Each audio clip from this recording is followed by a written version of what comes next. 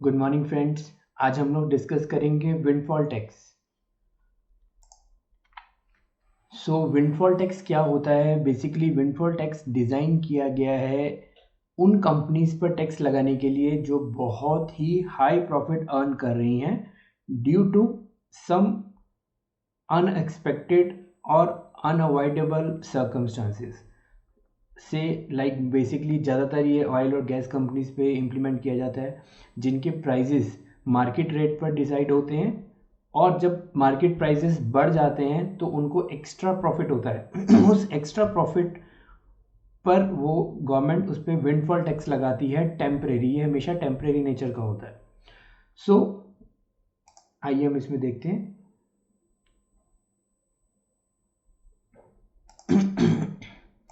Windfall taxes are designed to tax the profits a company derives from an external, sometimes unprecedented event.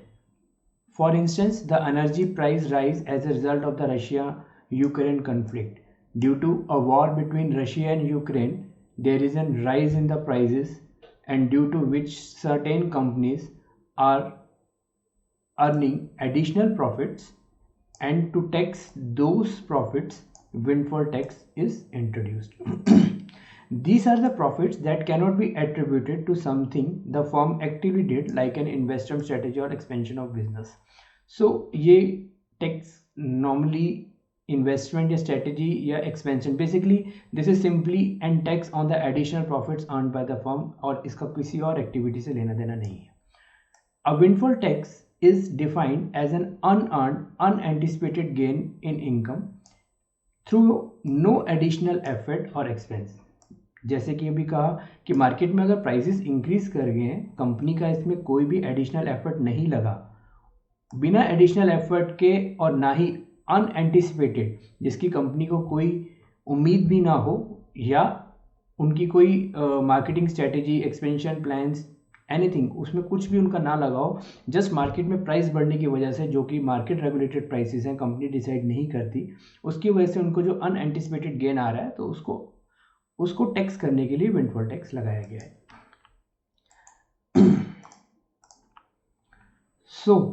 Windfall tax, government typically levy a one-off tax retrospectively over and above the normal rates of tax on such profits called windfall tax. So first of all, whenever the windfall tax is implemented, the normal tax, जितने भी normal tax उस company पे applicable होते हैं वो सब as it is लगे रहते हैं, उसमें कोई भी फर्क नहीं आता है।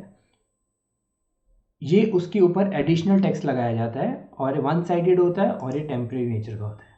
One area where such taxes have routinely been discussed, oil market, जैसे कि मैंने पहले ही कहा, ज़्यादातर ये ऑयल या गैस कंपनीज पे ही इंप्लीमेंट रहता है। Where price fluctuation leads to volatile and erratic profits for the industry, जिसमें प्राइस फ्लक्चुएशंस की वजह से कंपनी को जो एडिशनल अनएंटिसिपेटेड प्रॉफिट होता है उसको टैक्स लगाने के लिए विंडफॉल टैक्स को इम्प्लीमेंट किया जाता है।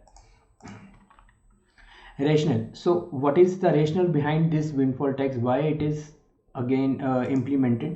Now it has been already explained. There have been various rationale for the government worldwide to introduce windfall taxes for redistribution of unexpected gains when high prices benefits producer at the expense of the consumer. So basically जो भी company unexpected gains earn कर रही है due to high prices, that is at the expense of the consumer, because there is an consumer who is paying those prices, तभी तो company earn कर रही है। सो कंज्यूमर के एक्सपेंस पर कंपनी अनएक्सपेक्टेड गेन करती है, तो इसीलिए गवर्नमेंट विंडफॉल टैक्स लगाती है ताकि उस एडिशनल पेमेंट मनी से वो सोशल वेलफेयर स्कीम्स को फंड कर सके, and this leads to an supplementary revenue stream for the government. I think it is very clear. So आइए इसकी हिस्ट्री और इसके बाकी एलिमेंट्स पे अगर थोड़ा सा गौर करें। Why are countries levying windfall tax? Prices of oil, gas and coal have seen sharp increases since late last year and in the first 2 quarters of the current year, although they have been reduced recently. So इस साल के start में भी prices काफ़ी ऊपर गए थे और इंडियन गवर्नमेंट ने भी विंडफॉल टैक्स इम्प्लीमेंट किया था।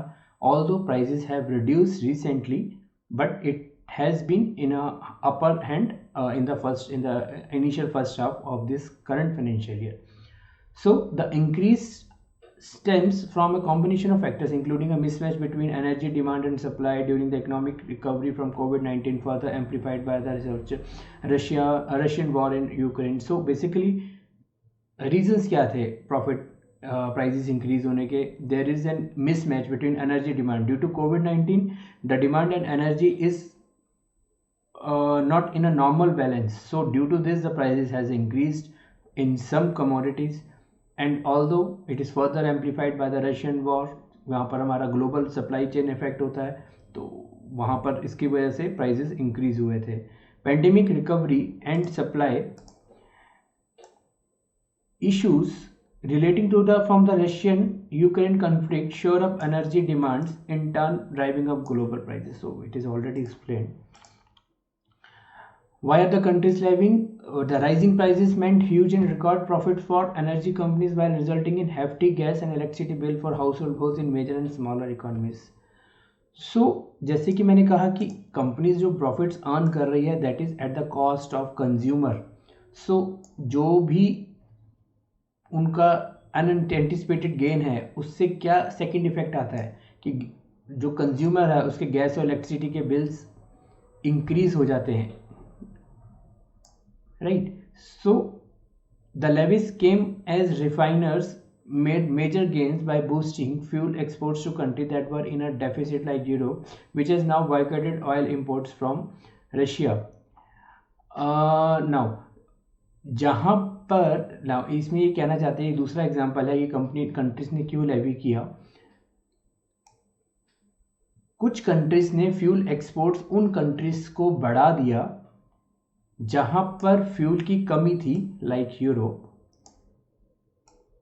और वहां पर कमी किस लिए थी? बिकॉज वहां पर रशिया से इंपोर्ट आता था और रशिया से इंपोर्ट पे बैन लगा दिया गया ड्यू टू वॉर. तो जो कंट्रीज जो कंट्रीज उन कंट्रीज को सप्लाई कर रही है जहां डेफिसिट है, तो they are gaining major gains. So for that the countries that respective country levies the windfall tax. The United Nations chief urged all governments to tax these excessive profits and use the funds to support the most vulnerable people through these difficult times. So the United Nations has also requested all the governments कि ऐसे excessive profits को tax लगाना चाहिए और उस पैसे को उन कम्युनिटी और उन लोगों पे खर्च करना चाहिए जो मुश्किल दौर से निकल रहे हैं. The calls to introduce windfall taxes also found support in organizations like the IMF, which released an advice note as to how such tax should be levied. So the IMF also support these kind of taxes, that these taxes should be imposed by the governments. So now जब हम windfall tax government जब कोई लगाती है तो उसके साथ क्या इश्यूज आते हैं? Companies are confident. Uncertainty in the market. Companies are confident in investing in a sector if there is certainty and stability in a tax regime. So this is there is an uncertainty arised from the investor point of view. जब कोई investor किसी company में पैसा लगाता है तो उसको एक स्टेबिलिटी चाहिए होती है, उसको अपना प्रोडिक्शन चाहिए होता है कि उसको क्या रिटर्न्स, क्या ROI रहेगा, कितना उसको गेन होगा.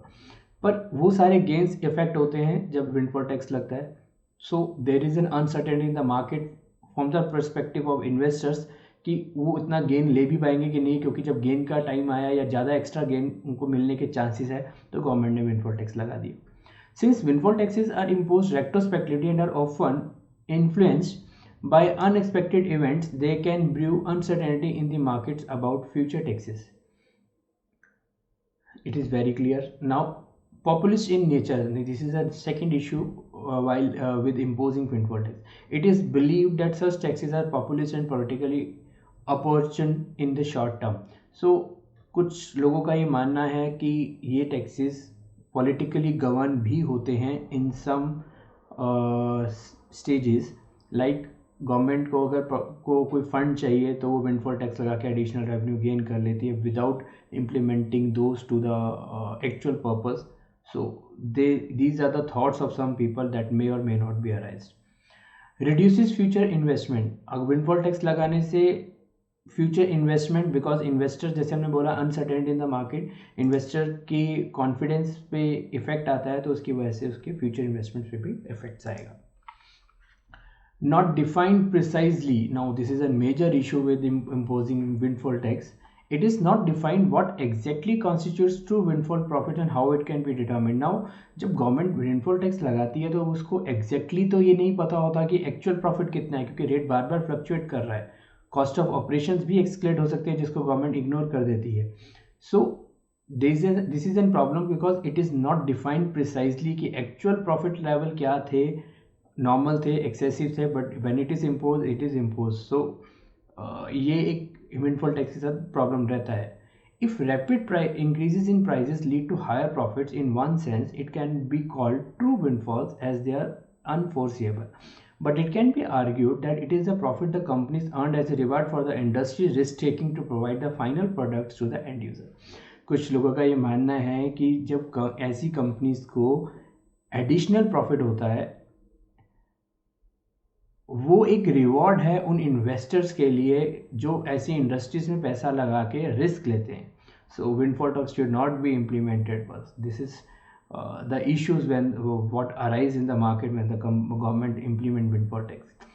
It is not defined who should be taxed. Only the big companies responsible for the bulk of high price sales or smaller companies as well, raising the question of whether producers with revenues or profits below a certain threshold should be exempt. सो जब government windfall tax लगाती है वो एक sector पे लगाती है, जैसे आपने ऑयल और प्राइसेस की गैस की बात की. नाउ अब उन अगर हम ऑयल कंपनी की बात करें तो वहाँ पर बड़ी कंपनियाँ भी हैं, छोटी भी हैं. गैस में बड़ी कंपनियाँ भी हैं, छोटी भी हैं. One windfall tax is implemented, it is implemented for all. सो जो छोटी कंपनीज होती हैं उस पर एक थ्रेशोल्ड लिमिट होना चाहिए कि इससे छोटी कंपनी पे विंडफॉल टैक्स नहीं लगेगा to support those industries. But there is no such provision. Government always imposes windfall tax on the entire industry. So that is another problem with imposing windfall tax. So friends, let's see the taxation history. In India, before July 2017, excise duty was levied by the central government on excisable goods which were produced or manufactured in India. There were three types of excise duties in India. One is a basic excise duty, which was levied on all excisable goods apart from salt manufactured or produced in India. Additional excise duty, which was levied on certain goods of special importance under the Additional Duties of Excise Act. Special excise duty, which was levied on special goods classified under the second schedule to the Central Excise Tariff Act. So this is the history that was before July 2017, that is before the enactment of GST law. Now the CST Act has declared some goods as of special importance like crude oil, aviation, turbine oil, coal, cotton, etc., on which Act places restrictions and conditions in regard to powers of state government to impose tax inside the state. In July 2017, the government introduced GST Act by subsuming multiple taxes, both central and state taxes, into a single tax on supply of goods and services. When introduced, this tax was applied on all goods and services except alcohol for human consumption, and GST on 5 specified petroleum products would be applicable from a date to be recommended by the GST Council. In addition, the center would have the power to levy central excise duty on these products. So friends, इसको मैं थोड़ा सा explain करना चाहूँगा. First of all, जब GST law आया जुलाई 2017 में, इसने बहुत सारे टैक्सेस को सबस्यूम कर लिया जो कि सेंट्रल और स्टेट के थे into a single tax on supply of goods and services. Right.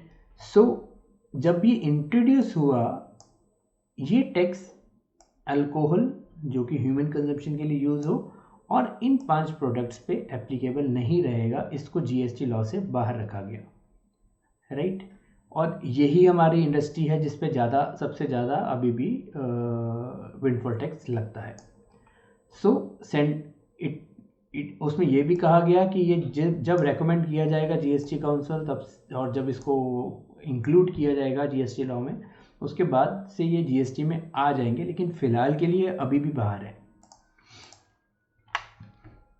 Presently, the central excise duty comprises basic excise duty, special additional excise duty, and additional excise duty applies only on petroleum and liquor.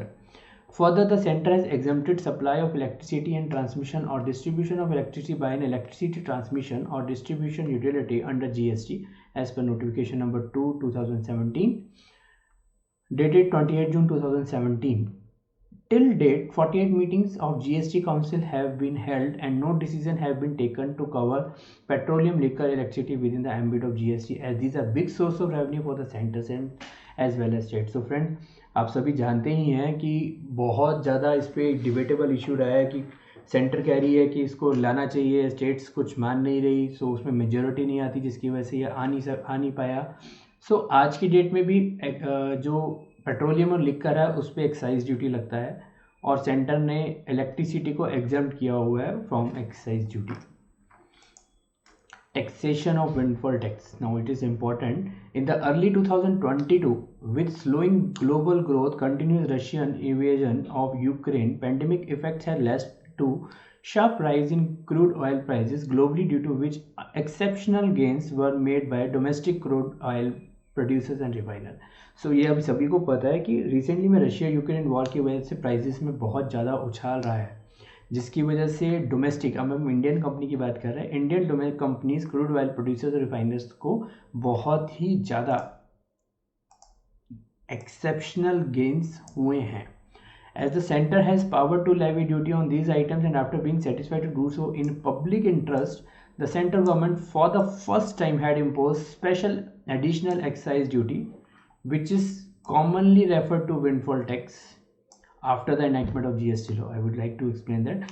So government ने पहली बार 2022 में windfall tax लगाया है Russia Ukraine war की वजह से, जिसकी वजह से बहुत ज़्यादा एडिशनल प्रॉफिट हो रहा था ऑयल कंपनीज को, रिफाइनर्स को। At that time, duty at the rate of ₹6 per liter each was, this is just an example, this is a reference that why the government has levied it, that duty at the rate of ₹6 per liter each was levied on petrol and ATF, and ₹13 a liter on diesel, and ₹23,250 per ton on petroleum crude. The central government contention of imposing windfall tax was that crude prices have been risen sharply in recent months, and that domestic crude producers sell crude to domestic refiners at increased international prices, resulting in windfall gains to domestic crude producers. Further, exports were becoming highly remunerative, and it has been seen that the friends, ये important रहेगा. Further, the exports are becoming highly remunerative, and it has been seen that certain refiners were drawing out of their pumps in the domestic market to reap the benefit of exceptional gain due to higher global price. तो friends, इसमें basically क्या रहता है कि जब prices increase हो जाते हैं तो कंपनी एक दूसरे को जब गुड्स प्राइस सेल करती है तो वो मार्केट प्राइस पे होता है, तो उसकी वजह से कॉस्ट सबका इंक्रीज होता है। जैसे कि हमने पहले कहा, इसका अल्टीमेट इफेक्ट तो कंज्यूमर के ऊपर आता है। सो एक इसका दूसरा क्या डिसएडवांटेज रहता है कि जब प्राइसेस इंक्रीज हो जाते हैं तो कंपनीज प्रेफर करती है कि हम लोकल डोमेस्टिक में सेल ना करें, हम इंटरनेशनल सेल करें, और डोमेस्टिक में सप्लाई कम कर देती है, जिसकी वजह से प्राइसेस और इंक्रीज हो जाते हैं, जो कि एक नेगेटिव इफेक्ट है इन्फ्लेशन के लिए भी और कंज्यूमर के लिए भी। सो उन सब चीज़ों को रोकने के लिए तो गवर्नमेंट विंडफॉल टैक्स लगाती है। तो जो कंपनी का एडिशनल प्रॉफिट है, जिसकी वजह से वो डोमेस्टिक में सप्लाई नहीं दे रही और इंटरनेशनल मार्केट में बेचने को ज़्यादा प्रेफर करती है, तो वो सब चीज़ों को डिसएनकरेज करने के लिए और सप्लाई को रेगुलराइज करने के लिए विंडफॉल टैक्स बहुत ज़रूरी भी है। सो फ्रेंड्स, आई गेस जितना डिस्कशन किया उससे काफ़ी क्लैरिटी होगी। If you have any curies, please post your queries at Profs India forum section, or you can also post in the comment section, and please subscribe to our YouTube channel. Thank you very much.